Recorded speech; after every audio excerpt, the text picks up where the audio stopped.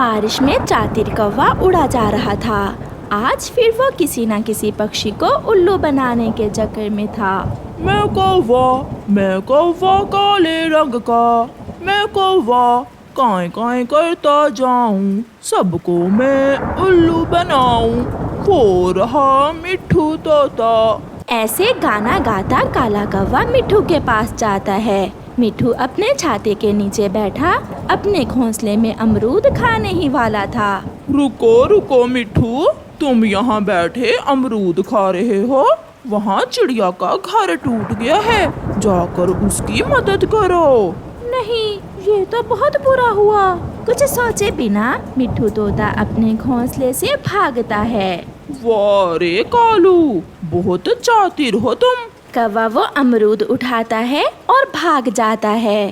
चिड़िया का घर तो अच्छा भला है। मिट्ठू, क्या हुआ? ऐसी बारिश में आप यहाँ? कौवे ने मुझे बताया कि तुम्हारा घर टूट गया है और तुम्हें मदद की जरूरत है। नहीं मिट्ठू, मेरा घर तो अच्छा भला है। उसने जरूर तुमसे झूठ बोला होगा। मेरा अमरूद, वो मेरा अमरूद खा जाएगा। मिट्ठू ऐसे शोर मचाता हुआ वहाँ से भागता है। खा गया, दुष्ट कौवा मेरा अमरूद खा गया। मैं भी छोड़ूंगा नहीं दुष्ट कौवे को। रास्ते में जाते हुए कौवे को एक पेड़ पर मीठा फल लगा हुआ मिलता है। कौवा वो फल तोड़ लेता है। आज तो मिट्ठू का अमरूद खाकर पेट भर गया।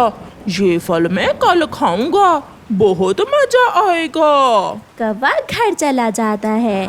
बारिश में रात होने का पता ही नहीं चलता कि कब हो जाती है। कौवा आराम से वो मीठा फल अपने घोंसले के पास रखता है और सो जाता है। सुबह हो जाती है। बहुत भूख लगी है। मैं आज कौवे को उल्लू बनाता हूँ, जैसे उसने कल मुझे बनाया था। ये सोचकर मिट्ठू कौवे के घर की तरफ उड़ता है। कालू कौवा अभी तक सोया हुआ था। मिट्ठू कौवे के घर के दरवाजे पर दस्तक देता है। ये कौन आ गया सुबह सुबह मेरी नींद खराब करने? मिट्ठू, तुम यहाँ? क्या काम है? कौवे कौवे, जल्दी जाओ, चिड़िया ने मीठी खीर बनाई है, जाकर तुम भी खा लो। क्या? मीठी खीर? मैं अभी जाता हूँ। कौवा तो अपने घर का दरवाजा खुला छोड़कर वहाँ से भागता है। अब देखता हूँ इस चोर के घर से मुझे क्या मिलता है। बताओ कौवे, अब मुझसे क्या झूठ बोलोगे? किसका घर टूटा है आज? मुझे मिट्ठू ने बताया है कि आपने मीठी खीर बनाई है और मुझे बुला रही हो। मुझे जल्दी से मीठी खीर दे दो। चल भाग यहाँ से, काला कौवा कहीं का। बारिश में सबको तंग करने आ जाता है। मेरे पास नहीं है मीठी खीर। क्या? तो फिर मिट्ठू ने मुझसे झूठ बोला। मेरा मीठा फल। ऐसा कहते हुए काला कौवा वहाँ से भागता है। बहुत मजे का था ये फल, स्वाद ही आ गया।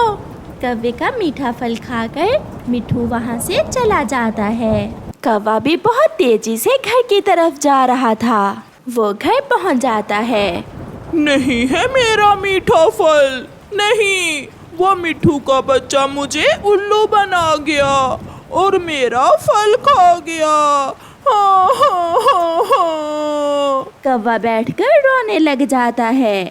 फिर शाम को चिड़िया अपने घर में मीठी खीर बनाती है। वो सबको बुलाती है। बुलबुल, मेरे घर आ जाओ, मैंने मीठी खीर बनाई है आज।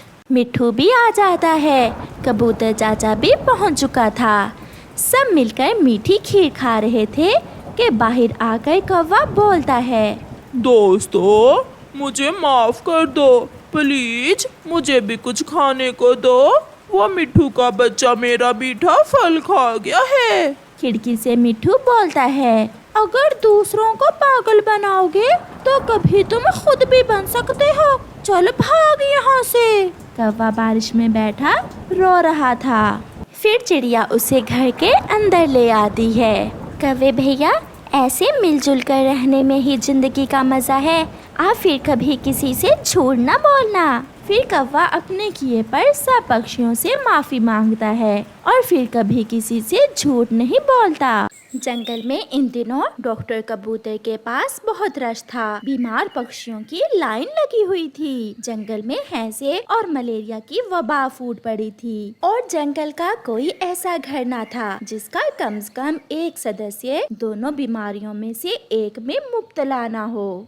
मिठू राजा भी जंगल के हालात की वजह से बहुत परेशान था। मिठू राजा डॉक्टर कबूतर को अपने पास बुलाता है।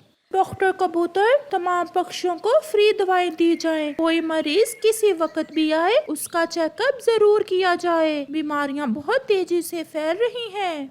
डॉक्टर कबूतर दोबारा अपने क्लिनिक चला जाता है।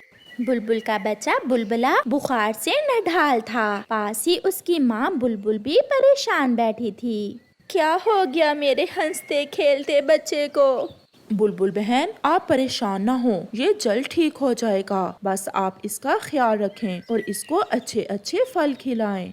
और हाँ, बुखार कम होते ही खेलने ना लगे वरना फिर थक कर बीमार पड़ जाएगा। ठीक है डॉक्टर भैया। अगला नंबर रानो चिड़िया की बेटी गुड़िया का था। उसे हैजा हो गया था। आप इसे ये दवाएं दें और पानी उबाल कर इस्तेमाल करें। जी डॉक्टर भैया, आपका बहुत धन्यवाद। फिर लाल तोता आता है।